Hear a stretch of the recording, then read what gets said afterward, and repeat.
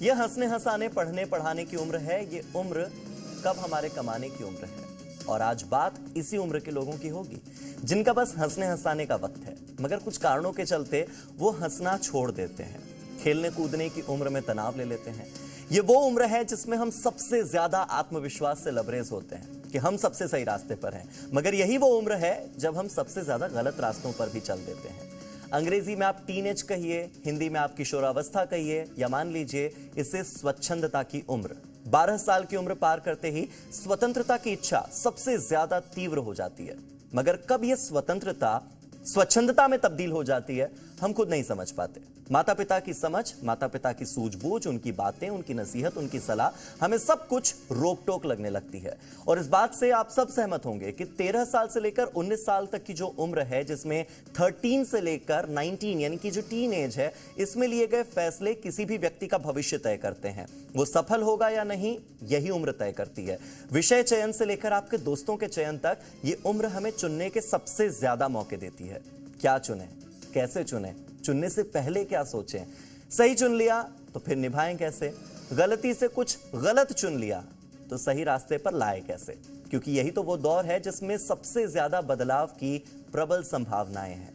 और फिर बाद में तो बस कमाना, खाना, निभाना, ढोना और सहना पड़ता है। तो इस शो के बाद किसी किशोर को किसी भी समस्या से जूझना न पड़े, वो सफल हो और सफल होता चला जाए, इसीलिए सक्सेस मंत्रा में आज बात करेंगे किशोरावस्था की, यानी कि टीनेज की। क्या है किशोरावस्था के तनाव से निपटने का सक्सेस मंत्रा, जानेंगे दिल्ली विश्वविद्यालय के मनोविज्ञान के प्रोफेसर नवीन कुमार जी से। बहुत बहुत स्वागत है नवीन जी आपका। Thank you. टीनेजर्स के लिए सबसे बड़ी चुनौती है उनके शरीर में हो रहे बदलावों को समझना। कई बार चीजें समझ नहीं आती कि ये जो बालों की ग्रोथ है, पीरियड्स अचानक से स्टार्ट हो गए, हार्मोनल हलचल है, अट्रैक्शन हो रहा है, प्यूबर्टी के जितने सिम्टम्स हैं, उन सबको समझ नहीं पाते हैं बच्चे। वो तनाव में आ जाते हैं कि ये हमारे साथ हो क्या रहा है। ऐसे कुछ बदलावों के बारे में बताइए कि कौन कौन से वो शारीरिक बदलाव हैं जो मानसिक तौर पर असर डालते हैं। ये किशोरावस्था ये अपने आप में एक सिग्निफिकेंट ट्रांजिशन है। चाइल्डहुड स्टेज से आप एक डिफरेंट स्टेज में आप एंटर करते हैं, जहाँ की आपका जो पूरा का पूरी दुनिया इंडिपेंडेंस से रहती थी, जहाँ बहुत रोक टोक नहीं, बहुत नियमों के आधार पर आप जीवन नहीं जीते हैं। जब आप स्कूल के उस स्टेज में जाते हैं, जब आपको करियर की अपनी चिंताएं शुरू हो जाती हैं, शारीरिक बदलाव जो हार्मोनल, जैसा आपने बताया कि हार्मोनल चेंजेस के कारण थोड़ा शरीर में भी उनको बदलाव दिखने लगता है। फिर अपनी एक पहचान की समस्या होती है कि मैं क्या हूँ, मैं क्या बनूँ, मैं क्या करूँ। तो उसका एक मनोवैज्ञानिक भी असर बच्चों के रहन सहन और उनके समझने के तौर तरीकों पर पड़ता है। तो आप देखेंगे किशोरावस्था को एक आमतौर पर एक उथल पुथल भरा स्टेज बोला जाता है, जिसमें कि शारीरिक बदलाव, मानसिक बदलाव और कई अन्य तरह की जो भावनात्मक चीज़ें हैं वो इम्पोर्टेंस में आ जाती हैं, और बच्चे अपने आप को समझ नहीं पाते कि हमको करना क्या है और कैसे करना है। पीयर प्रेशर हो जाता है, एक प्रेशर का स्टेज होता है, एग्जामिनेशन में परफॉर्मेंस का होता है, करियर में क्या करें ये इसकी शंका होती है उनको, कैसे उसका समाधान होगा हम दूसरों की तुलना में। और कई सारी आजकल के आप जैसे आप देखेंगे वर्तमान युग में जो एक साइबर एडिक्शन है या साइबर बुलिंग है, ये सब नई समस्याएं जो कि आप घर करते जा रही हैं। तो ये प्रमुख एक दौर है जहाँ की बच्चे अपने ट्रांजिशन को चाइल्डहुड से लेकर जो आते हैं और उसके भविष्य में क्या बनेंगे अथवा नहीं बनेंगे, इन सब चीज़ों के बारे में कई बार चिंताग्रस्त हो जाते हैं। और यही कारण है कि एडोलेसेंस को एक स्टॉर्म एंड स्ट्रेस का स्टेज माना जाता है, जहाँ पर बच्चे को डिप्रेशन में आने की भी संभावना रहती है, और यदि उसका सही तरीके से निवारण किया जाए तो उनके सक्सेस का भी एक आधारशिला हो सकता है। ठीक है, तो ये तो हो गई समस्या, लेकिन इसका समाधान क्या होगा इस पर भी हम आगे बात करेंगे, क्योंकि किशोरावस्था को अक्सर भावनात्मक उथल पुथल का दौर भी माना जाता है। जैसा आप कह रहे थे कि उथल पुथल है, तो इमोशनल उथल पुथल भी बहुत है। बड़े होने के बाद तो हम हंसते हैं कि हम टीनेज में कैसे हुआ करते थे, कैसी छोटी छोटी चीजों को हम बड़ा बना लिया करते थे, मगर जब टीनेज में होते हैं तब तो वो दुनिया का सबसे बड़ा दुख हमें लगता है, सबसे बड़ा चैलेंज लगता है। स्कूल लाइफ की उधेड़-बुन में हमें क्या करना चाहिए, टीनेजर्स को क्या करना चाहिए, ये सलाह दीजिए। स्कूल एज में पहले जैसे आप देखेंगे पेरेंट्स का जो अभी रोल है आजकल, पहले जब वर्किंग पेरेंट्स कम होते थे तो पेरेंट्स का एक जो क्वालिटी टाइम है वो बहुत कम होता जा रहा है जी। और यदि दोनों पेरेंट्स वर्किंग है तो और भी कम हो जाता है। तो उनका जो एक इमोशनल अटैचमेंट होता है, अटैचमेंट यदि सकारात्मक हो तो उसका ग्रोथ पॉजिटिव होगा, और यदि अटैचमेंट यदि नकारात्मक हो तो उनका ग्रोथ नेगेटिव होता है। होता है। तो कई बार उसी तरह से आप देखेंगे कोई चीज़ डूज एंड डोंट्स को आप इतना नियम बना देते हैं और बाहरी दुनिया के जो आदर्श हैं और घर में जो बताए जाए आदर्श में, उसमें जब बच्चे गैप महसूस करते हैं तो उनको लगता है कि हमें क्या करना चाहिए, what is the best way for me. जैसे वैल्यूज़ की बात करें, ऑनेस्टी की बात करें या कोई भी चीज़ हो, तो बच्चों को लगता है कि मुझे किस तरह का अप्रोच अपनाना चाहिए, जबकि जो कि हम प्रैक्टिकली, क्योंकि वो सोचते हैं यदि हम ऑनेस्टी का पालन करते हैं तो लोग मुझे मूर्ख बनाते हैं, या हम बहुत सच बातें सबसे करते हैं।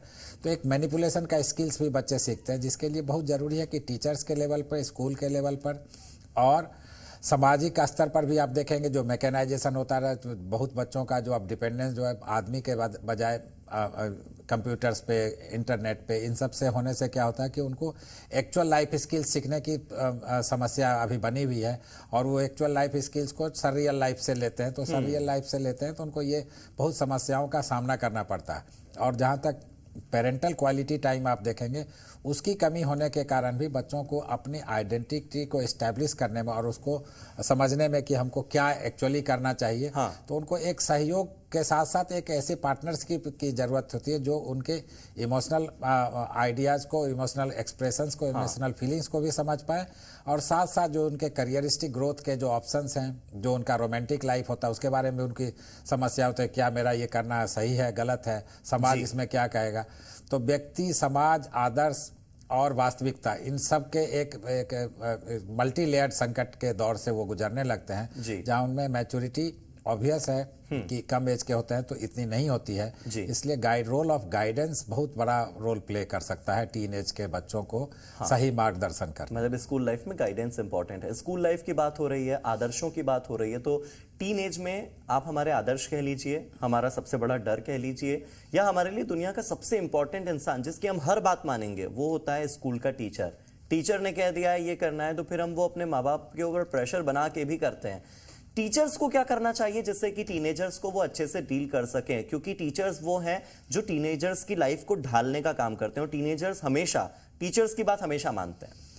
निश्चित रूप से हमारे यहाँ आप देखेंगे कि एक सिस्टम है जिसमें गुरु को बहुत आदर का भाव दिया जाता है, ये हमारे कल्चर का भी हिस्सा है। तो गुरु को भगवान का दर्जा दिया जाता है और लेकिन टीचर्स अनफॉर्चुनेटली बच्चों को रोबोटिक्स की तरह की हर एक बच्चा हमारे एक्सपेक्टेशंस, तो सबसे पहला काम है टीचर्स को डॉक्टर का रोल नहीं प्ले करना चाहिए, टीचर्स को टीचर ही बने रहना चाहिए और टीचर्स को बच्चे की जो एबिलिटी है या उसका जो एप्टीट्यूड है उसी के अनुकूल उसको आंकने की कोशिश करना चाहिए और उसके टैलेंट को अपने तरफ से इम्पोज करने के बजाय खुद उनमें अपना उनका प्रस्फुटन और पल्लवन हो और वो खुद अपने पोटेंशियल को खुद आगे बढ़ के आए। और ज़रूरी नहीं कि कोई बच्चा यदि अपने क्लास में किसी सब्जेक्ट में, मान लीजिए फिजिक्स में या केमिस्ट्री में या किसी और सब्जेक्ट में अच्छा नहीं कर रहा हो, तो उसको उसके लिए दबाव बनाने की जरूरत हो सकता है। वो फाइन आर्ट्स में बहुत अच्छा है, तो उसके यूनिक पोटेंशियल को आइडेंटिफाई करना, या कभी बच्चा क्लास में बहुत शांत रहता हो तो उसको और इग्नोर करना और डिस्क्रिमिनेट करना, तो यह बहुत बड़ा हताशा और निराशा का। तो टीचर मैं मेरे समझ से यदि सोसाइटी में अच्छे टीचर्स हों तो बच्चों में एक पॉजिटिव मनोवृत्ति का संचार कर सकते हैं। और यदि टीचर सिर्फ रोबोट्स का काम करते हो जो कि सिर्फ बोलते हैं कि अंक हासिल करो, ये एग्ज़ाम पास करो और ये एक मैकेनिकल प्रोसेस की तरह आप एक खास मुकाम हासिल कर लो तभी आप सक्सेसफुल बनोगे, तो जो सक्सेस की परिभाषा है टीचर्स के द्वारा वो होनी चाहिए मल्टी डायमेंशनल और ऑल राउंड डेवलपमेंट। और ख़ास करके आप देखेंगे कि यदि बच्चा बहुत कम अंक भी लेकर आ रहा है लेकिन एक अच्छा इंसान बनता है, तो वो जीवन के दौर में थोड़ा कुछ झटके खाकर भी आगे बढ़ सकता है।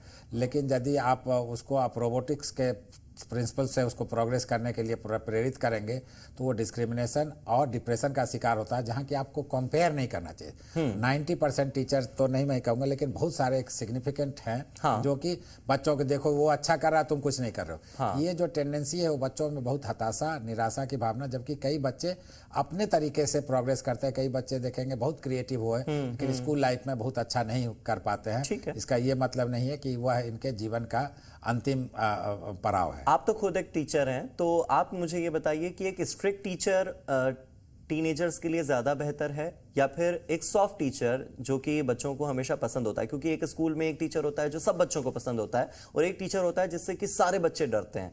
कौन सी टीचिंग स्टाइल बेहतर है? कौन से टीचर हैं जो कि अपना काम बेहतरी से कर रहे हैं? आपको क्या लगता है? टीचर एक तो डांटने वाला टीचर तो कभी भी अच्छा नहीं माना जाएगा, क्योंकि पनिशिंग मैकेनिज्म हमेशा एक कोऑपरेटिव लर्निंग एक कोऑपरेटिव प्रोसेस है, जहां आप टीचर स्टूडेंट एक साथ मिलके किसी एक मीनिंगफुल ऑब्जेक्टिव की तरफ बढ़ते हैं। दूसरी बात, एक टीचर में हाई एम्पैथी, जो कि बहुत तरह से आप देखेंगे कि बच्चों के जो पॉजिटिव होप और ऑप्टिमिज्म के विकास के लिए जरूरी, उसकी भी बहुत कमी होती है कि बच्चों को आमतौर पर वो डांट देते हैं, तो डांटने वाला टीचर तो किसी भी तरह से अच्छा नहीं होगा। और वो हमेशा वो एक नकारात्मक भाव बच्चों में पैदा करता है। वो नकारात्मकता कई बार आप देखेंगे कि रिविलियसनेस में और कई बार जुवेनाइल डेलिंक्वेंसी का भी प्रॉब्लम, आजकल बहुत बच्चे क्राइम में या कई बार आप देखेंगे बहुत ऐसे हैबिट्स में भी पड़ जाते हैं, क्योंकि टीचर ने उसको डायरेक्टली तो नहीं लेकिन अपने हैबिचुअल। तो इसलिए टीचर को बहुत हाई टॉलरेंस कैपेसिटी का होना चाहिए और बहुत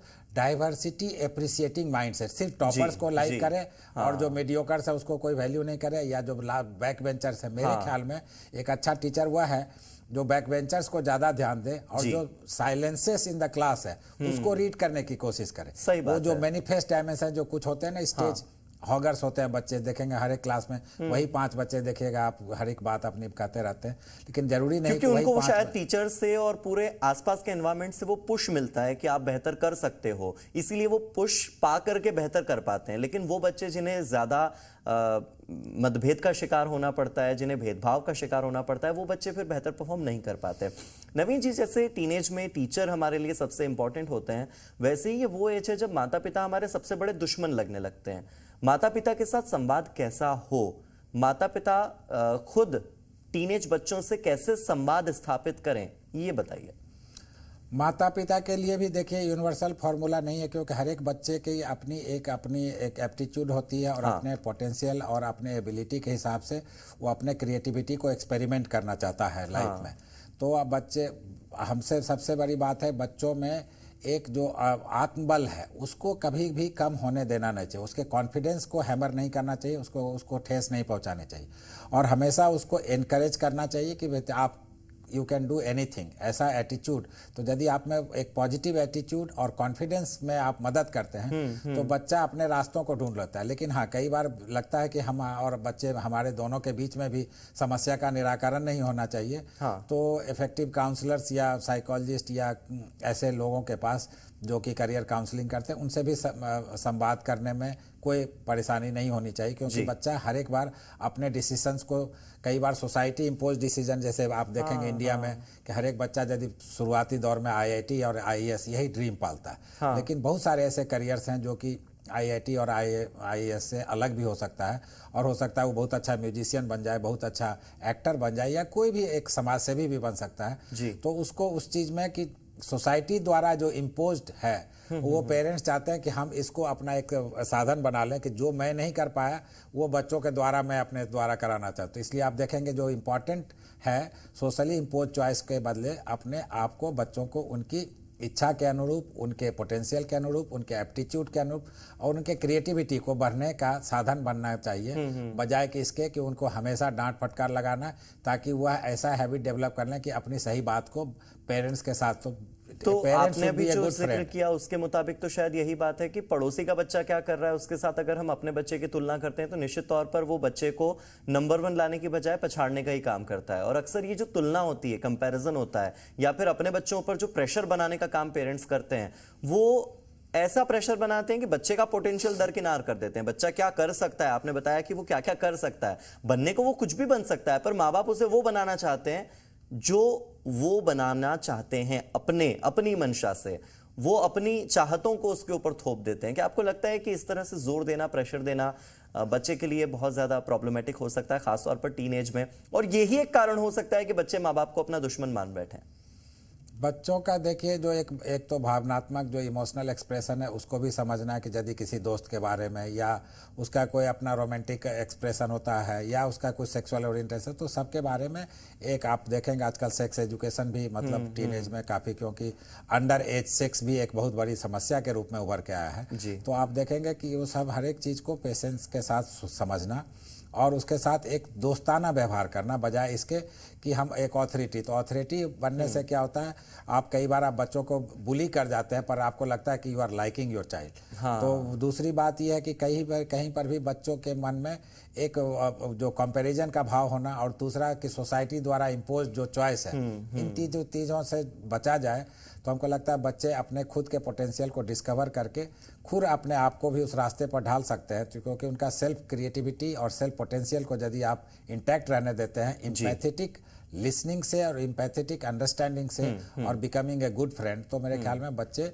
ज़्यादा अटेंशन सीकिंग बिहेवियर के शिकार नहीं होंगे और डिप्रेशन में भी नहीं आएंगे, और वो अपने जीवनचर्या को और अपने जीवन के उद्देश्यों को सही रूप से संचालन कर सकते हैं। आपने एक अटेंशन सीकिंग की बात की, ये भी मुझे बताइएगा कि बच्चों में ऐसा होता ही क्यों है कि बच्चे अटेंशन सीकर बन जाते हैं? क्योंकि खासतौर पर टीनेजर में मैंने सबसे ज़्यादा ये चीज़ पाई है कि वो बच्चे समझ भी नहीं पाते, लेकिन वो अटेंशन के इतने भूखे होते हैं कि वो कुछ भी बातें करते हैं। लॉजिकल बातें नहीं होती हैं, समझदारी भरी बातें नहीं होती हैं, उम्र के मुताबिक बातें नहीं कर रहे होते हैं, लेकिन बस उन्हें अटेंशन चाहिए कि कोई उन्हें सुने, कोई उन्हें देखे, कोई उनकी तरफ बस ध्यान दे दे। ऐसा क्यों होता है? ये अभी एक कॉन्सेप्ट उसको बोलते हैं फ्लिन इफेक्ट। मतलब आजकल के बच्चे जो हैं वो ज़्यादा बोला जाता है स्मार्टफोन के बच्चे, स्मार्ट जनरेशन के बच्चे स्मार्टर होते जा रहे हैं, क्योंकि उसमें समस्याएं कई तरह की मल्टी लेयर्ड हैं। उसमें आप देखेंगे कि एक तो इन्फॉर्मेशन का बहुत ज़्यादा एक्सप्लोजन है। तो बच्चों के पास बहुत सारी इन्फॉर्मेशन है। पहले था कि सिंपलिस्टिक आपको कुछ खास तरीके के करियर्स या कुछ खास तरीके के लाइफ स्टाइल्स, तो आप देखेंगे ओवरनाइट सक्सेस, क्विक सक्सेस, किसी भी तरह से सक्सेस, मुझे बहुत जल्दी फेमस बना। इसलिए आप देखेंगे बच्चों में जो इंस्टाग्राम या इस तरह की जो चीज़ें अंडर एज में भी कई बार उसके मेंबर बन के और 24 घंटा में एक सिग्निफिकेंट टाइम अपना वेस्ट करते हैं। उनको लगता है कि मुझे लोग पहचाने।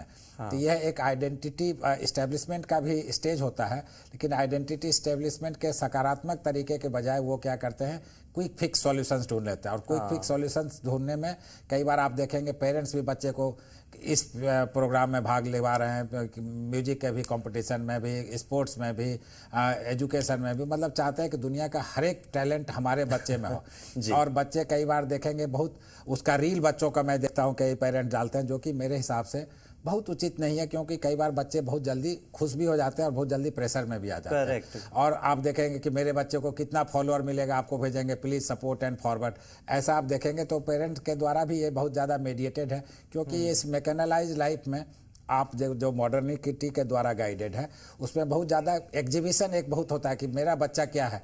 तो कई बार आप उसको बच्चों को आप एक पेरेंट चाइल्ड रिलेशनशिप के बदले आप उसको क्या करते हैं कि आप एक शो का ऑब्जेक्ट बना, ऑब्जेक्टिफिकेशन करने लगते हैं, जिससे कि बचने की कोशिश होनी चाहिए।